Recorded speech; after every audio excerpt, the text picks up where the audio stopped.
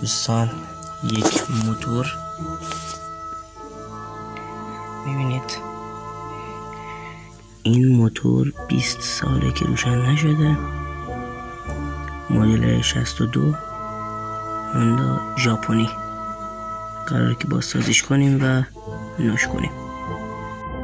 دوستان این موتور مدل 62 هستش و اون طرفی که این موتور رو خریده اون زمانهای قدیم و مثلا کنید مثلا نزدیک سال نه چند سال پیش می شده، ولی خیلی قدیم این موتور رو خریده 90,000 تومان، یعنی 90,000 تومان پول داده این موتور رو خریده.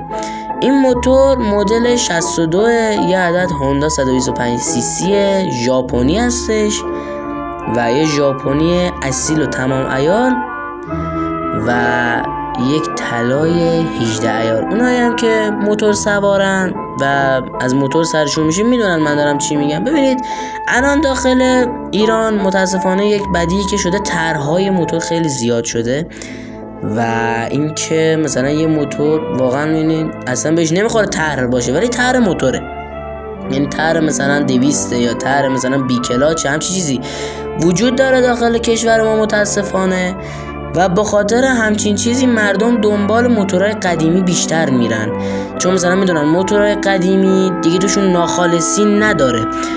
و اینکه این موتور از سال 82 خاموش بوده تا همین الان دقیقا میشه 20 سال کامل که این موتور خاموش بوده. قراره که این موتور رو بیاریمش بیرون و یه خورده ریزی های خیلی خیلی کوچیکی داره که باید انجام بشه و تنها دلیل این که این موتور خوابیده یک تصادف خیلی خیلی ریز داشته که خوشبختانه نه به اون طرف آسیبی زده نه به موتور آسیبی زده. این موتور تا چراغش فابریکه و حساب کنید از سال 62 تا الان 42 سال موتور سن داره و اینکه این موتور گفتم که تا چراغش فابریکه و فکر کنم یکی از فابریک ترین موتورهای ژاپنی هستش، البته از نوع 125.